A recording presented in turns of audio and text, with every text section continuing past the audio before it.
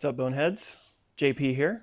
We're out in the garage tonight, and I'm sitting in front of my 4runner. As most of you may have not seen this vehicle before, it's my 1998 4runner. I've had it for, about 5 years now. It's been on some pretty awesome trips and went through lots of upgrades over the years, but unfortunately, it is here now due to a sad story, which I will now fill you in on the course of events that led us here to being laid up in the garage on jack stands. And we'll get into what happened, and then we'll do some detective work and figure out how bad is it and what is our course forward to be able to actually get this thing hopefully out on the trail again. So stick around and hear the full story.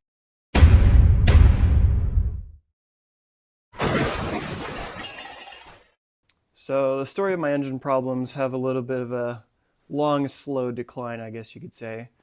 I think it started when I replaced this radiator.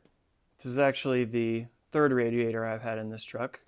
I first bought it and took some of my first wheeling trips with it, and decided to try to climb up a ledge that I had no business going up, and knocked the bottom of the, I didn't knock the bottom of the radiator out.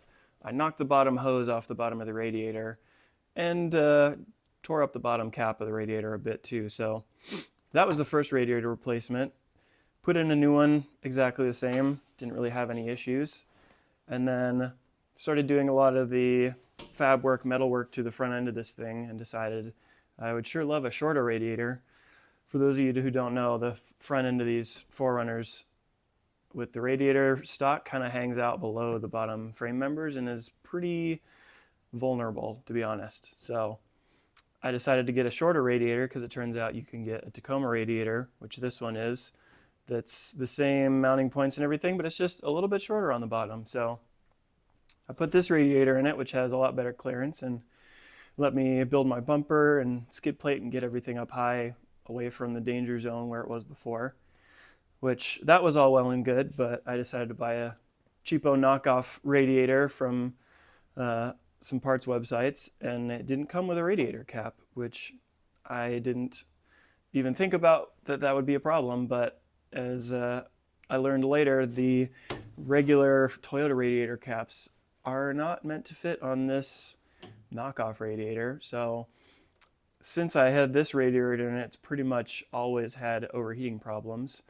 And I just kind of band-aided it, and also had a joined problem where I had the engine apart and left the coolant temp sensor plug unplugged because I didn't know where it was, and it's way back there between the engine and the firewall where you can't see it. So I just assumed my coolant gauge didn't work. So initially when it was overheating, I didn't know. It was just getting really hot and steaming and bubbling all the time. And I was like, ooh, that's no good.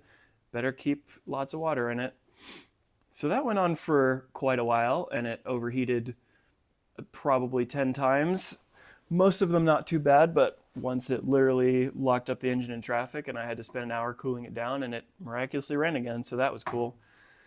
But it just never was really right. I got new radiator caps for it. I checked everything I could find and didn't even realize that it was just losing pressure out of this cap. The cap was even loosening itself randomly, which was a weird thing to me. I still don't really know how the pressure in there is making the cap loosen, but instead of correcting the problem, I just put a hose clamp around the cap to keep it from loosening. So boneheaded solution there, but it solved the symptoms of a problem, but not the problem. So I had been kind of band-aiding the problem for a while, been trying to keep water in it and just make sure it didn't get too low. And, I eventually found the missing plug on the coolant temp sensor and got that plug back in. So at least I knew when it was overheating, and I was able to take it easy, cool it down, whatever. So I was kind of managing the problem until one day I was driving along. I was trying to keep an eye on my coolant temp gauge, as I usually do. I knew it was an issue, and in fact, I had bought a new radiator for it. I still have a nice aluminum radiator with a cap that came with it that's meant to fit perfectly, all new in box, ready to go. And I I had that radiator sitting in a box for a couple weeks when one fateful day I was commuting to work in this thing, driving along the freeway, had topped it off with coolant that morning. Everything was going to be great. And turns out the bottom cap of the radiator just decided to no longer be sealed.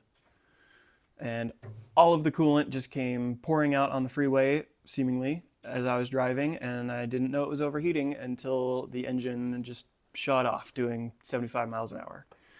So that was super cool. It was a great day for it to happen, and was very inconvenient. I got pulled over off the freeway. Was pretty used to overheating, so I figured it was just a regular overheating deal. And got her cooled down, got the radiator filled back up, and then as I filled it back up, I realized, hey, there's water pouring out around my feet under the radiator. So I got under there to check, and sure enough, the bottom cap of the radiator was just like spread apart, separated, no longer holding any liquid, just pouring out on the ground. That's what you like to see. My radiator already wouldn't seal from the top, and now it doesn't seal from the bottom. This is great. So we're here under the truck now. Got my nice steel cross member there that's welded to the frame that pretty well protects the bottom of that radiator. So that problem is pretty well solved. But if you take a look under here, oh look, there's a nice dark coolant stain on the bottom of my radiator. And let's move this light. There's some nice marks on there that from me trying to clamp this thing back together and get it to hold water, which somewhat succeeded. But yeah, if you see right here, those middle crimps are a bit separated from where they're supposed to be. They're pretty tight right here, and as you go this way, they have flexed out, and whatever little rubber seal is crimped in there is just not doing its job anymore. So I filled up the radiator again. I managed to get it to hold some amount of water, and I figure, let's see if we can get this thing to start. And I eventually get it to start up, and it's running like absolute trash. Get it to stay running, and I'm on the side of the freeway, stretch I drive pretty often, so I know there's an exit like probably a mile and a half up the road. I'm like, let's see if we can at least limp it to the exit. I can get up to a gas station and get this thing recovered a lot more easily. So I get it started, I get it in gear, I'm driving along the shoulder, probably just about foot to the floor. It's sputtering and knocking and making real bad noises and smoking like a locomotive, and I'm just putting along the side shoulder of the interstate with trucks blowing by me, just trying to get it to stay running long enough to get off the interstate.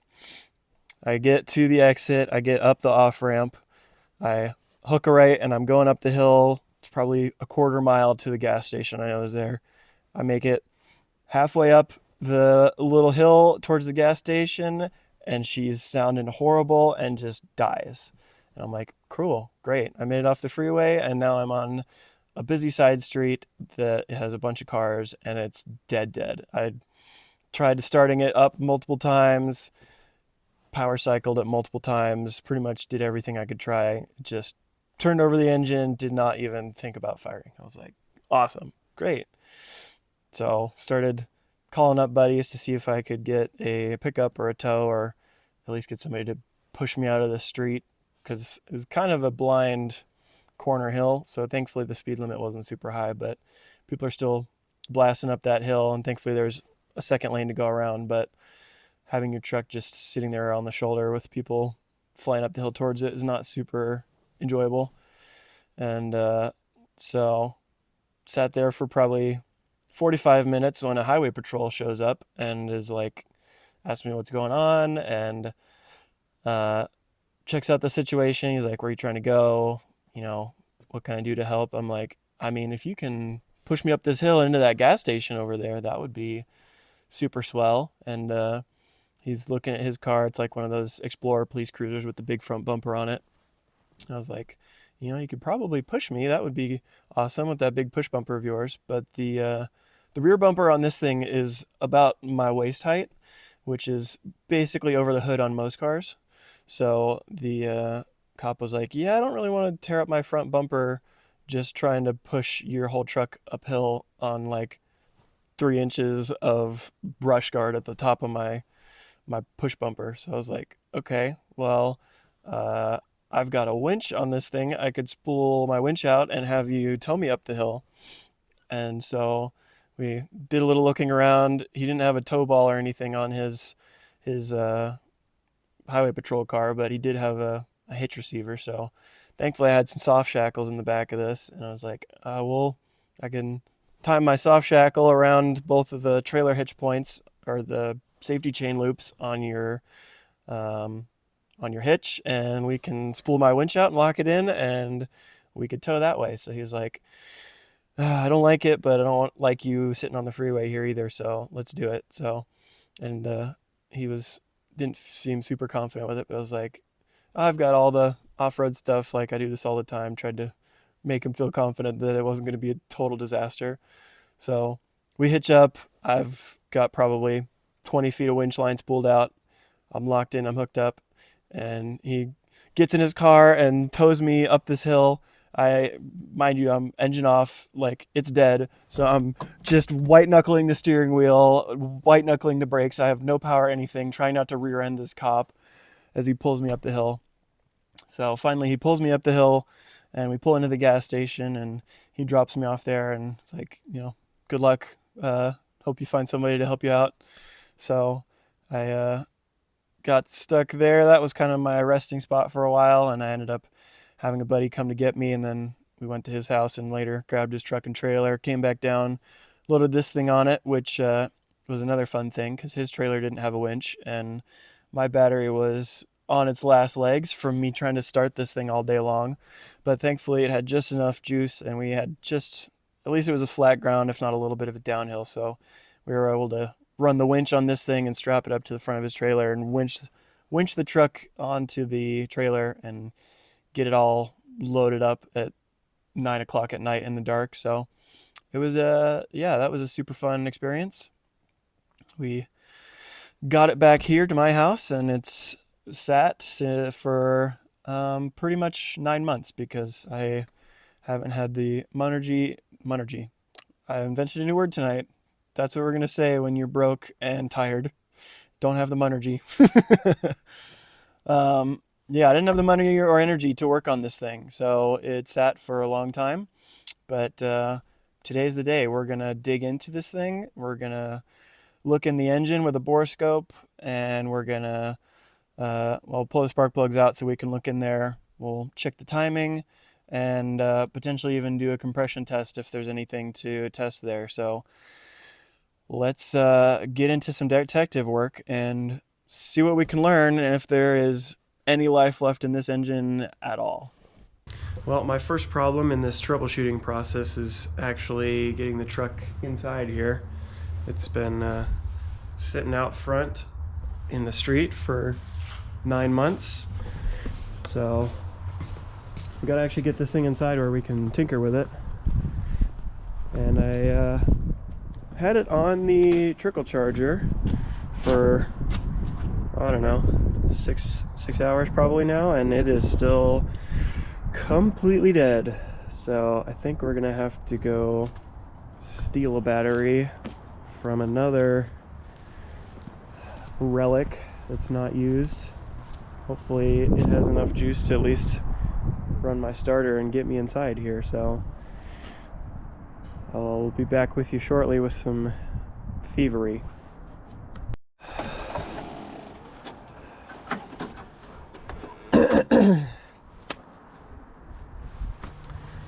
Alright, here we are under the hood. Time for some battery thievery.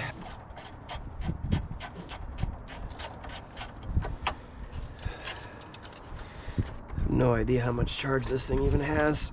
More than the 4runner, that's for sure.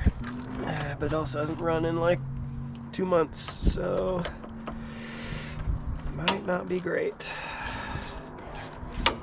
That's the wrong way. This ratchet sucks! Okay.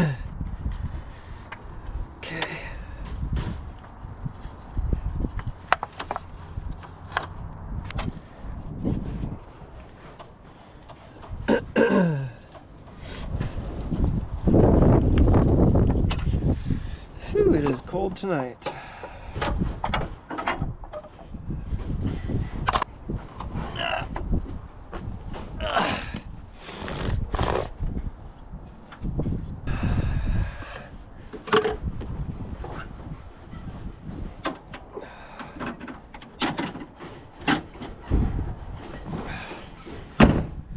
That hood has many thousands of miles of dirt under it.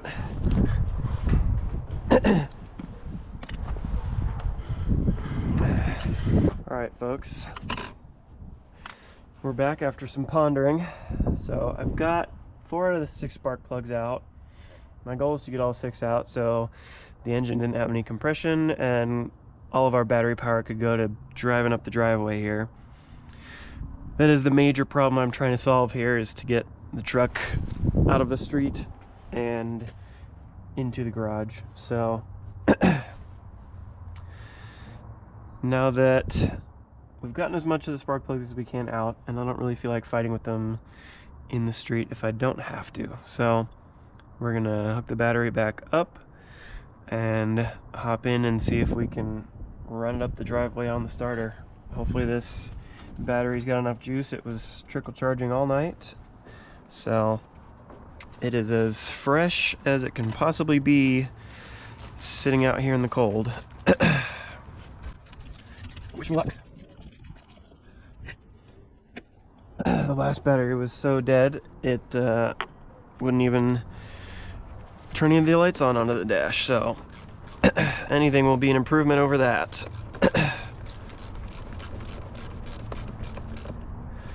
We have no battery tie down, but that should be fine because we are going 0 miles an hour basically. Let's see, we'll put that back in. Try to not lose any bolts. Make sure nothing's in the way of shutting our hood. I have a great skill at leaving junk on the fenders and in the way so I can crunch them in the hood when I lower it.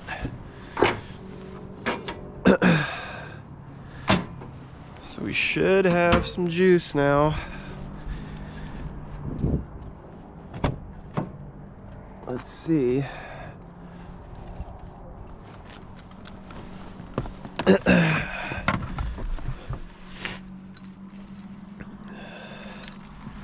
Well, we've got a light on the dash and we've got a ding ding, so that's good. So I'm thinking I should probably put it in low range.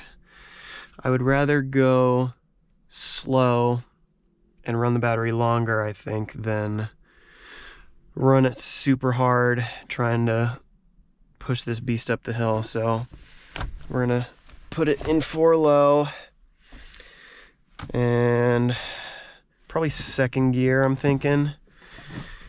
That's 2nd. So I was just about to start this thing up, but I think I'm gonna try and push it by hand as much as I can and maybe get it straightened up so I have less distance to go. I don't know if I'm actually gonna get it any closer, but I figure I'll give it a shot before I waste all my battery and have to charge for an entire day to try again. So we'll throw it in neutral for now, undo the parking brake, take that out. We'll see if I can move this thing.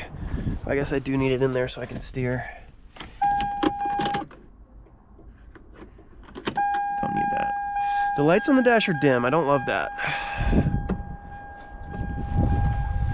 Alright, let's see if I can even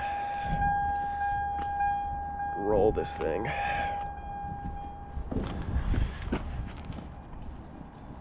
Ugh. She's a heavy gal.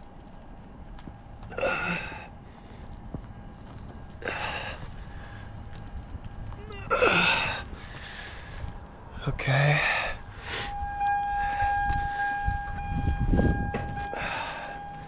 That's a good sound. I feel like the lights are already getting dim.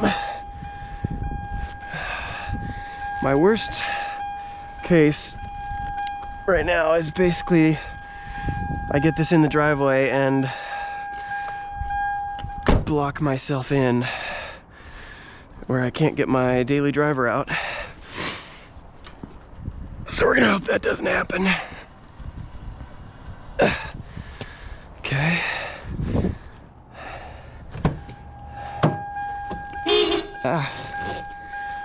Well done.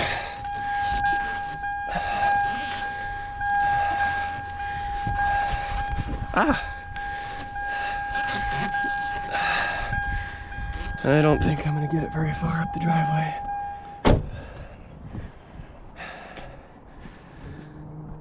I'm probably not even gonna get it up the curb.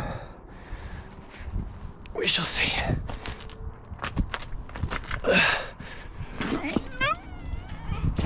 Oh, Jesus.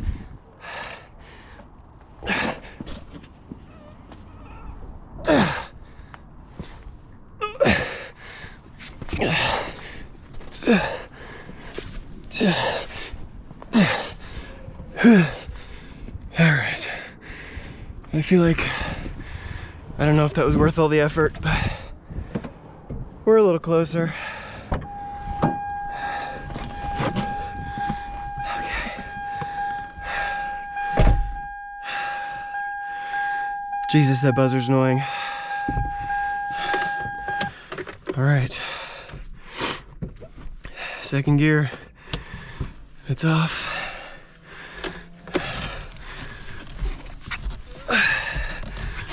Full lock.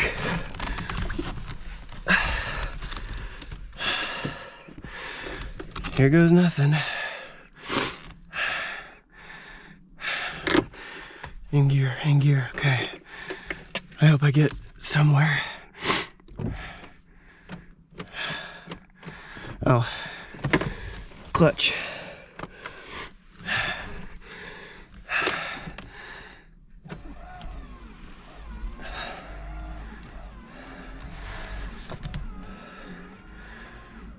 Oh boy.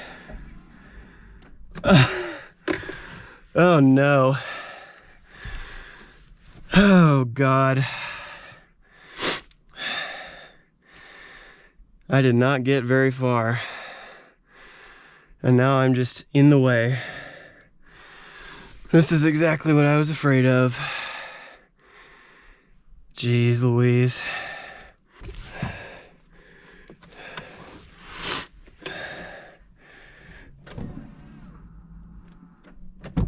My goodness. I don't even know if it's up the curb. I'm trying to just cycle the battery and then let the residual charge come back. This is more work than this starter and battery have ever done. Maybe I should get out and push it, but I'm not gonna be able to stop it very well. I don't know, let's just keep going and see how far we get.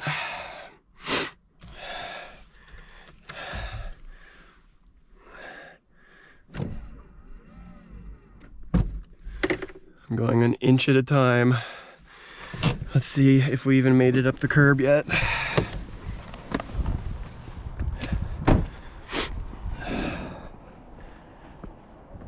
Oh boy.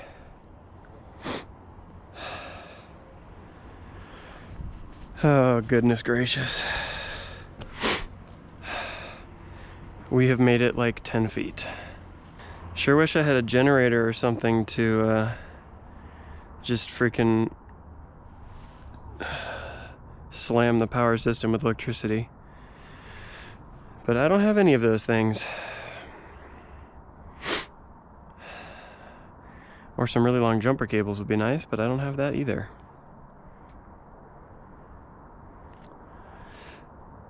Brother. Let's see what our battery voltage is at, just for kicks.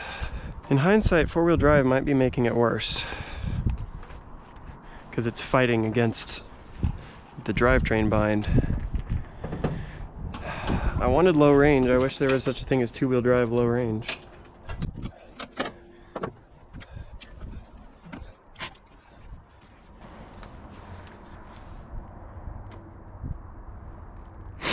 Yikes, we started at like 12.4. We're down to 9.8. That's not great. Oh man. I wish I had like a anchor point in my garage. If I had a anchor, I could attach the winch on and just winch myself in, but I don't really have anything to attach it to. I could attach it to my toolbox, but that does not weigh as much as this thing does. And then it would just tip the whole thing over.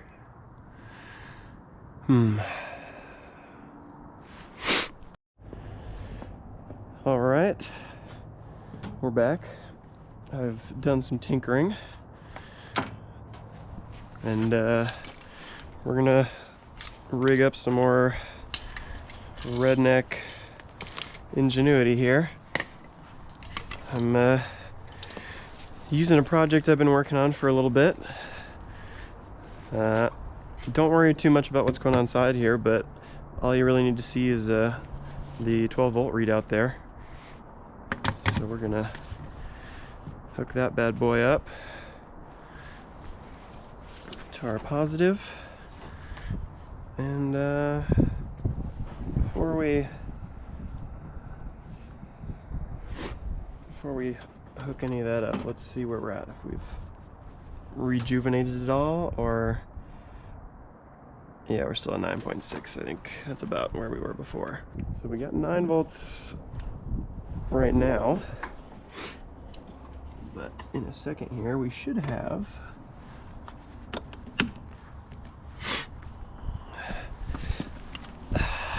a little bit more than that. This one's kind of long. I think we're gonna wrap around.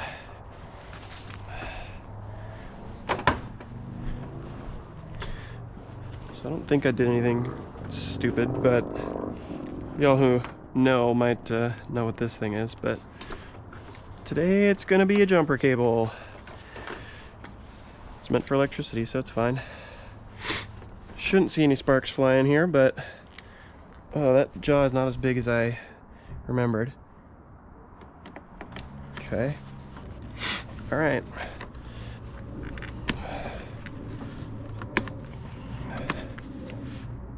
I think we're in contact. I don't love it, but we're already doing some redneck nonsense. Oh, I'm backwards. We were at 9.6. We're almost at 12 now. Okay.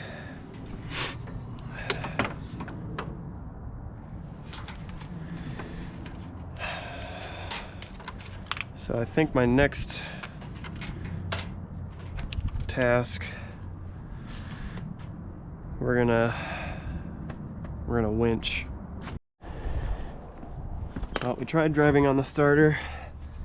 Didn't enjoy that experience very much. We've got something that's a little more meant for vehicle weight.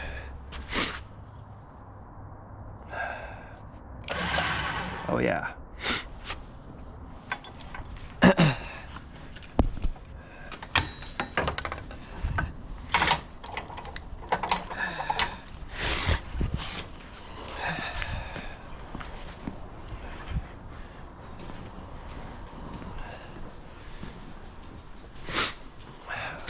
I was thinking about things to pull myself off, and I realized I have this giant freaking metal post cemented into my garage. Can't think of a better pull point than that.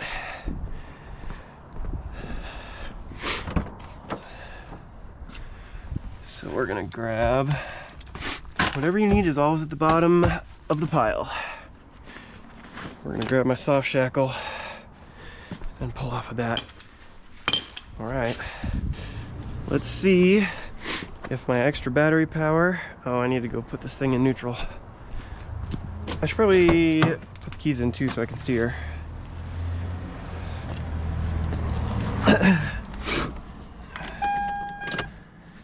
Okay, let's leave the e-brake on, take it out of gear, Put it back in 2. Then it won't be locked in anymore. Okay, e-brake's holding it.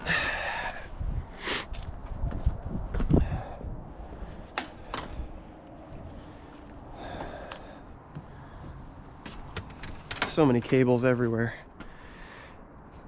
We'll pull out the slack.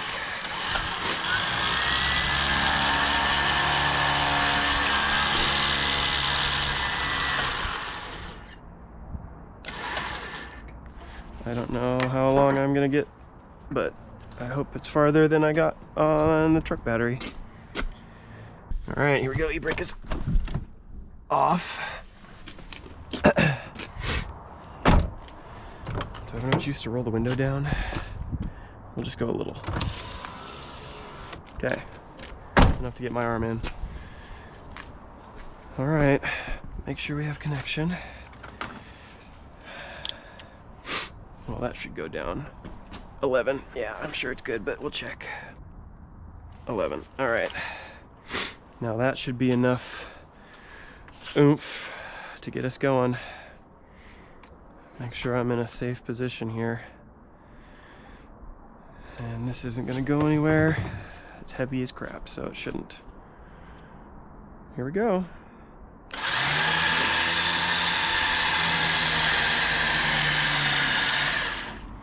I would like a second angle of this. This is some redneck stuff, let me tell you. I hope I don't rip this post out of the ground. That would be hard to explain. Bruh, these GoPro batteries are gonna be the death of my sanity. It says it's fine, and then you turn it on, and it's like, hey, joke's on you, not fine. Here goes nothing. Once we make it up that curb, that'll be my real victory. Should get easier after that. Okay. 11.9. We're doing good. Let's do this. Where do I want to be? They say if a synthetic line snaps, it doesn't have much snapback, so hopefully that's true.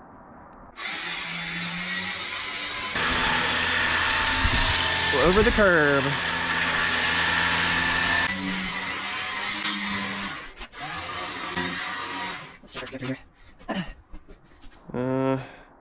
We'll go a little more and then we'll straighten it out.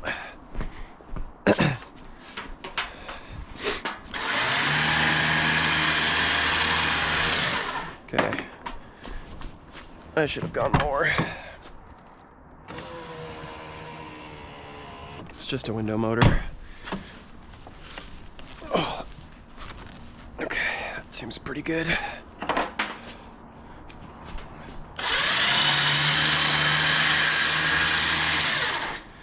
Make sure I'm not going to rip the bumper off my Lexus. That would be a sad day.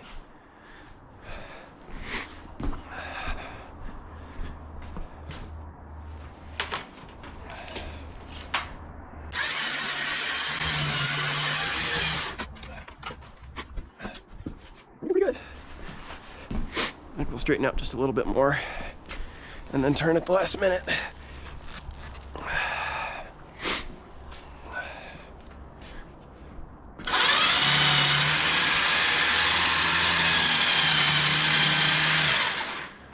See how our motor's doing.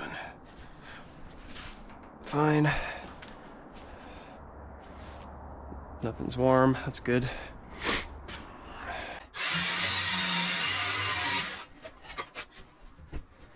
Alright, we're getting close. Yeah, I think we're saying we can get it. It does sneak to force itself right against the fairly, but that's what it's for. And that was about the cheapest Winch line I've ever seen, so it goes.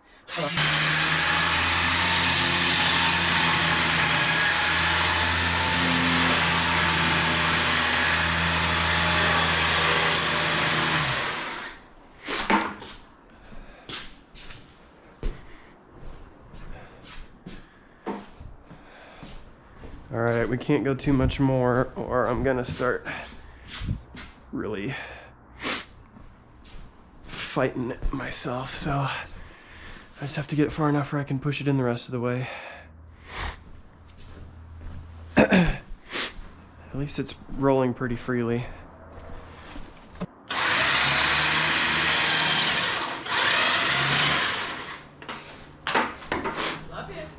Love you.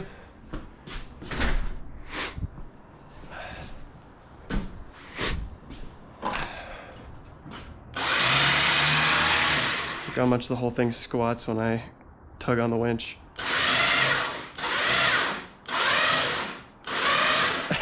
It's a lowrider. Okay. We're just gonna keep going since it's not really working that hard. I don't think it's super stressing on that line, so we're gonna go because I don't think I can, until we get in over the lip, I don't think I can push this thing.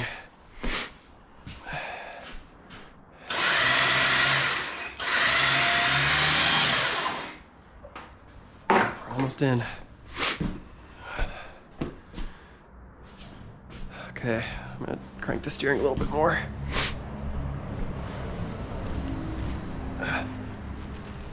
Okay.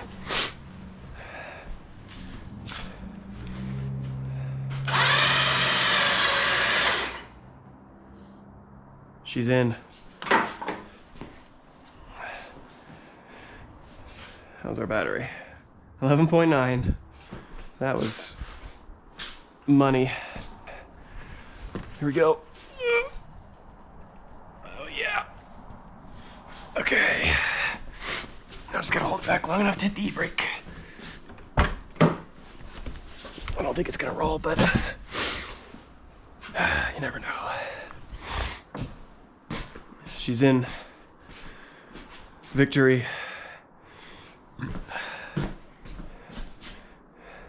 Winches definitely get you out of some binds, but your engine blowing up is not really what you expect when you think of a winch getting you out of a situation. All right.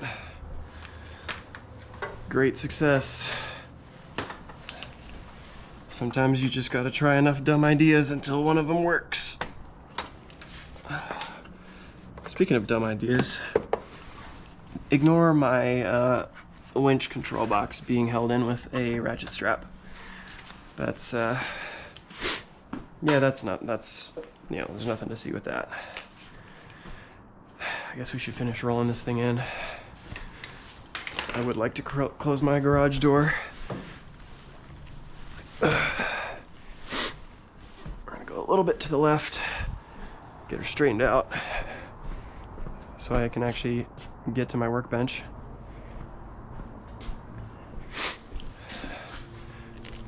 All right. Oh, e-brake. Are we moving? No, we're good.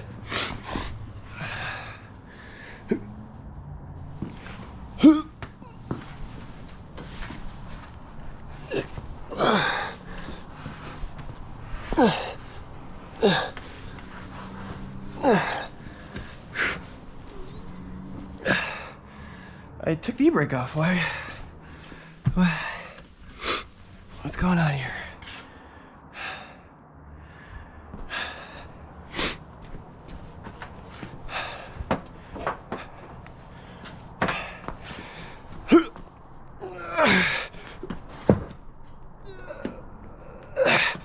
My poor toes.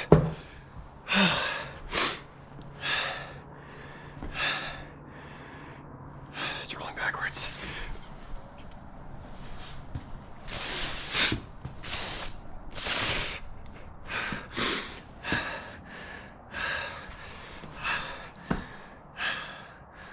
Who would have thought the last 2 feet would have been the hardest? Glad I winched it in as far as I did. How are we on clearance? Good, not great. Okay, here we go.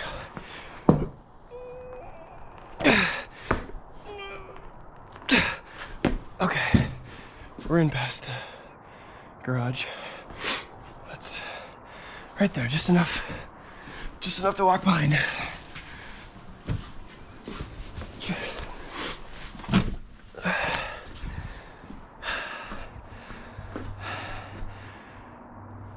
Mint.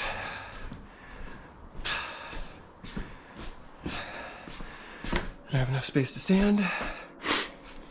Can't really get by here, but that's the way she goes.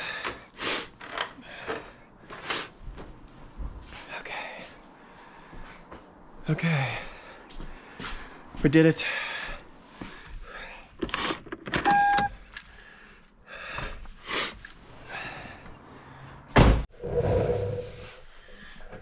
Well, folks, we got her in the garage after, oh, I don't know, 9-10 months of it sitting out front of my house, blown up. So we can finally do some more investigative work. First off, we gotta get those 2 spark plugs out, because can't do the next steps without those getting removed, so that'll be fun.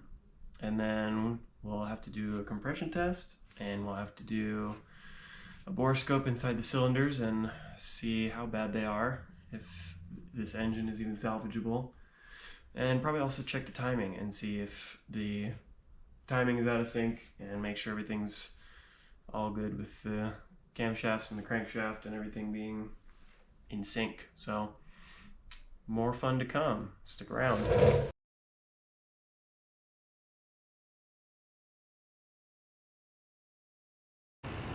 Well, my off-roader broke down, so we got the tow rig to pick up the off-roader, but the tire on the trailer for the pickup blew.